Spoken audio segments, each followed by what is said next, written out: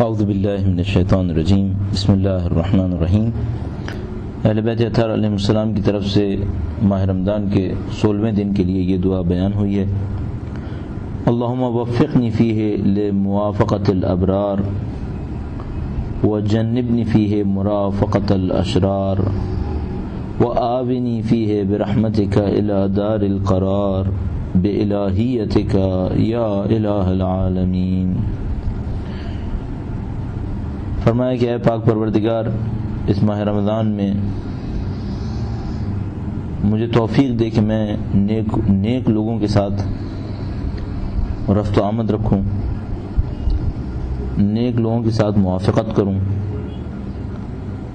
اور اس دن کے اندر اور اس ماہ رمضان میں مجھے محفوظ کر لے کہ میں برے لوگوں کے ساتھ ہم نشینی موافقت اختیار کروں۔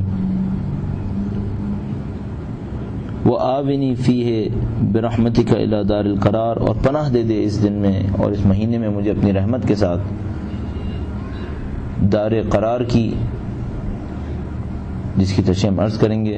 بے الہیتک، تجھے تیری معبودیت کا واسطہ اے تمام جہانوں کے معبود۔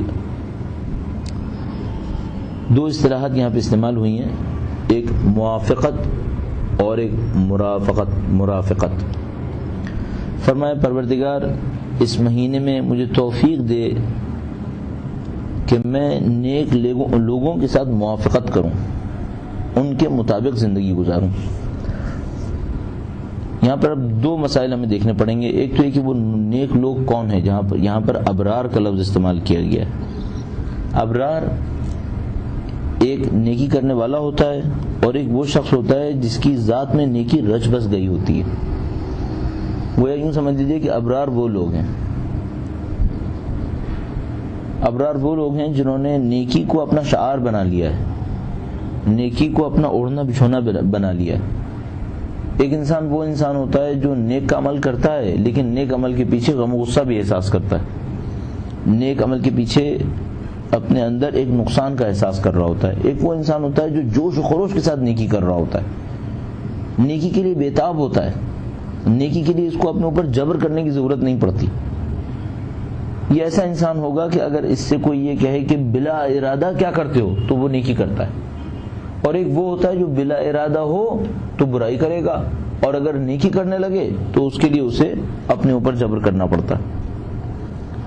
یہاں دعا کی گئی ہے کہ پاک پروردگار ہمیں ابرار کی موافقت نصیب فرما دے، توفیق دے دے کہ ہم نیک لوگوں، ان ابرار کے ساتھ موافقت کریں، ان کے مطابق رہیں۔ اب یہ موافقت جیسے کہ عرض ہوا کہ کئی طرح سے ہو سکتی ہے۔ ایک موافقت یہ ہے کہ جو وہ کہیں ہماری رائے بھی وہی رائے ہو۔ انسان اپنی آراء کے ذریعے بھی اپنے آپ کو پہچان سکتا ہے۔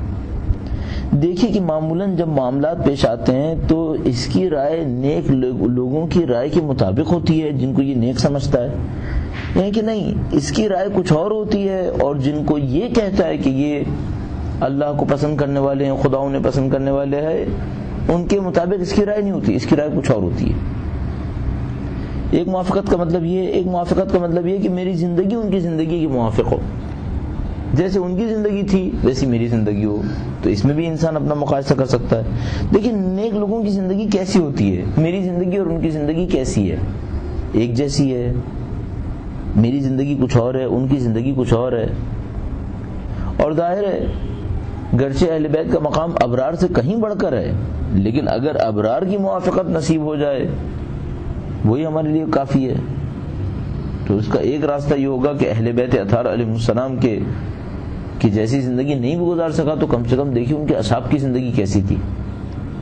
اچھا، یہ وہ مقام ہے جو ہم طلب بھی کر رہے ہیں اپنی دعاؤں کے اندر کہ اے پاک پروردگار ہمیں وقت کے امام کی نصرت کرنے کی توفیق عنایت فرما دے، ان کے اعوان و انصار میں ہمارا شمار فرما دے۔ ان تمام چیزوں کی ہم دعا بھی کر رہے ہیں، تو دیکھیے ان کے مطابق ہوں میں یا نہیں ہوں۔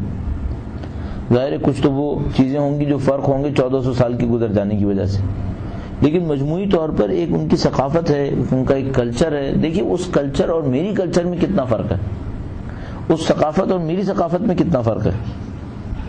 اس کے بعد دیکھ پائے گا کہ میں نیک لوگوں کے ہمراہ ہوا یا نہیں ہوا. اللہم وفقنی فیہ، اے خدایا اس ماہ رمضان میں مجھے توفیق دے دے کہ میں نیک لوگوں کی موافقت کروں. وجنبنی فیہ مرافقت الاشرار، اور برے لوگوں کے ساتھ، شر اور پھیلانے والے لوگوں کے ساتھ، ان لوگوں کے معاملے میں مجھے دور کر دے کہ میں ان کے ساتھ ہمراہ چلنے کی کوشش کروں، ان کے ساتھ نرم رویہ رکھنے کی کوشش کروں. یعنی میرے دل میں ان کے لیے نرم گوشہ ہو، نہیں یہ مجھے نہیں چاہیے. ایک دفعہ معاملہ ہوتا ہے برے شخص کا، ایک دفعہ معاملہ ہوتا ہے اس کی برائی کا. برے شخص کا شخص ہونے کے ناطے مقام وہی ہے جو مقام وہ نہیں ہے جو ایک عام انسان کا مقام ہے. ایک دفعہ ایک برا شخص ہے، شخص ہونے کے ناطے ہم اس کو دیکھتے ہیں یہ انسان ہونے کے ناطے کیسا ہے. انسان ہونے کے ناطے وہ انسان ہے، اس کا احترام ہوگا، انسان ہونے کے ناطے اس کا احترام ہوگا. لیکن ایک دفعہ برا انسان ہے، برا ہونے کے ناطے اس کو دیکھنا ہے. اب یہاں پر مجھے اس کے ساتھ کوئی نرمی برتنے کی ضرورت نہیں ہے. مثال میں عرض کر دیتا ہوں. ایک دفعہ ایک چور لایا گیا قاضی کے سامنے. انسان ہونے کے ناطے یہ انسان ہے. قاضی یہ نہیں کر سکتا کہ انسان ہونے کے باوجود اس کا احترام نہ کرے، نہیں، جہاں اس کو بٹھانا ہے وہاں بٹھایا جائے گا. انسان ہونے کے ناطے جو اس کے مقدسات ہیں ان کا خیال رکھا جائے گا. بلا وجہ سزا نہیں دی جائے گی، بلا وجہ اس کے ساتھ برا رویہ اختیار نہیں کیا جائے گا. پھر ایک دفعہ معاملہ ہوتا ہے چور ہونے کے ناطے اب سزا دینی ہے نہیں دینی، اب یہاں کوئی مرافقت نہیں ہونی ہے، کوئی نرمی نہیں ہونی ہے، پھر سخت معاملہ ہے. پھر چور کی سزا اگر شارع مقدس نے ہاتھ کاٹنا رکھی ہے، مثلا 20-22 شرائط کے ہوتے ہوئے ہاتھ کاٹنا سزا ہے، اگر یہ ہے پھر مرافقت نہیں ہے، یہاں پر پھر سزا ملے گی. مثلا پروردگار عالم ارشاد فرماتا ہے کہ قرآن کریم نے فرمایا الزانی والزانیہ، جو بھی فعل حرام انجام دینے والے مرد و عورت ہیں ان سب کو، ان دونوں کو 100 کوڑے لگائے جائے. شرائط ہے جن کے تحت سنسار کیا جاتا ہے، کچھ شرائط ایسے ہیں جن کے تحت حتی قتل کا حکم ہے، مار دیا جائے. کچھ شرائط ایسے ہیں جن کے تحت 100 کوڑے لگانے ہیں. اب کوئی کہے کہ میں ان کے ساتھ نرمی کرنا چاہتا ہوں، یہاں پہ نرمی نہیں ہونی ہے. خدا تعالیٰ فرماتا ہے کہ تمہارے دلوں میں ان کے لیے نرمی نہ آئے، انہوں نے جرم ہونے کے ناطے، مجرم ہونے کے ناطے سزا ملے گی. اب یہاں پہ یہی فرمایا گیا جنبنی فیہ مرافقت الاشرار، اے خدا ایسا نہ ہو کہ میں اشرار کے لیے اپنے دل کے اندر نرم گوشہ رکھوں.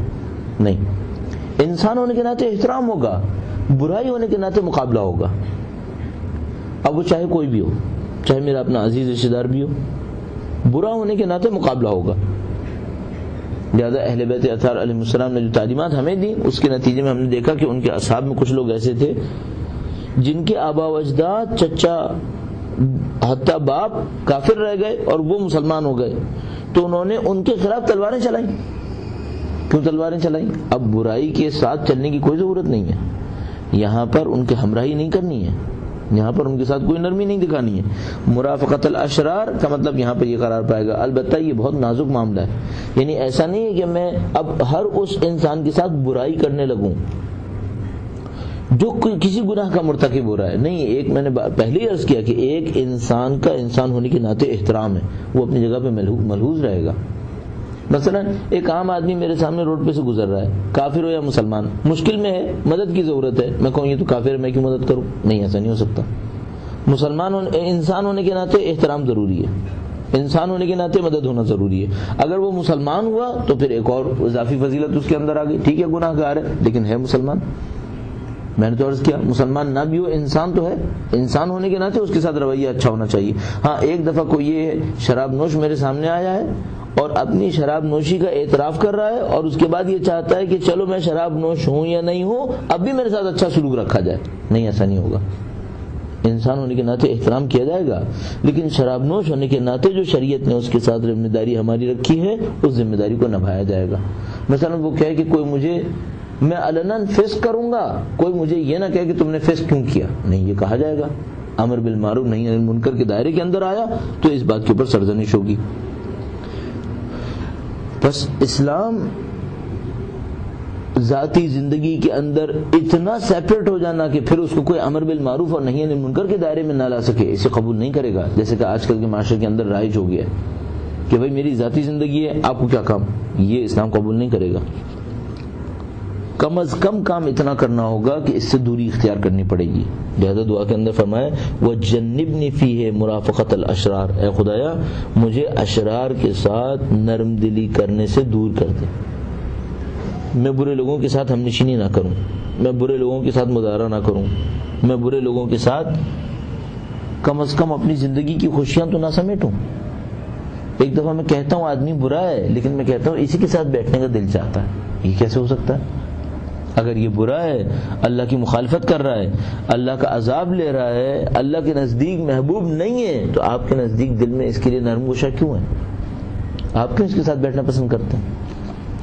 وَآوِنِي فِيهِ بِرَحْمَتِكَ إِلَى دَارِ الْقَرَارِ، اے خدایا اپنی رحمت کے واسطے مجھے پناہ دے دے دار قرار کی سمت، ایسی جگہ کی سمت جہاں میرا مستقر اور میرا ٹھہراؤ ہے. یہ دنیا دار قرار نہیں ہے، دار قرار کہیں اور ہے. اور اگر فکری اعتبار سے دیکھا جائے تو دار قرار صرف خداوند متعال کی یاد ہے، صرف خداوند متعال کی ذات کا اعتراف ہے. آپ دنیا کے اندر کتنا کچھ بھی کریں، کامیابیاں حاصل کریں، اپنی دانش کے اندر مقامات تک پہنچ جائیں، سکون نہیں ملے گا. دار قرار وہ جگہ ہے جہاں پہنچ کر میں احساس کروں کہ یہ میری منزل ہے. قرآن کریم ارشاد فرماتا ہے کہ جن لوگوں نے اللہ کے علاوہ اور چیزوں کو اپنی زندگی کے اہداف بنائے، ان کی مثال ایسے لوگوں کی جو سراب کے پیچھے بھاگتے ہیں، سراب کو دیکھ کے خوش ہوتے ہیں اور اس کو سمجھتے ہیں یہی پانی ہے، اور جب وہاں پہنچتے ہیں تو دیکھتے ہیں کچھ بھی نہیں ہے. بس دنیا دار قرار نہیں ہے، کیونکہ کسی بھی مقام پر پہنچ جائیے اطمینان نہیں ہے، سکون نہیں ہے، مزید کی طلب ہے اور مزید کمال کی جستجو ہے، جس کو یہ مختلف بہانوں سے دبانے کی کوشش کر رہے ہوتے ہیں. یہ دار قرار نہیں ہے. دار قرار پروردگار عالم کا قرب ہے. بے الہیتک یا الہ العالمین، الہ پروردگار عالم کا وہ عنوان ہے جس کے معنی معبود. بے الہیت کا، تجھے تیری معبودیت کا واسطہ ہے پروردگار.